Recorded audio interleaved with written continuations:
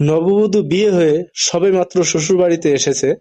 দাদি শাশুড়ি এসে কানে কানে বলল, আমার একজন পুতি চাই। নববধূ লজ্জা মিশ্রিত মুচকি হেসে বলল, দোয়া করবেন। একটু পরে শাশুড়ি এসে বলল, আমার একজন নাতি চাই। কিছুক্ষণ পর ননদ এসে বলল, আমার একটা ভাইপো চাই। নববধূ মুচকি হেসে বলল, সবর করো না বাবু, একটু সময় তো লাগবে নাকি। অবাক কাণ্ড, স্বামী বাসর ঘরে ঢুকেই বলছে, আমার দ্রুত বেবি চাই।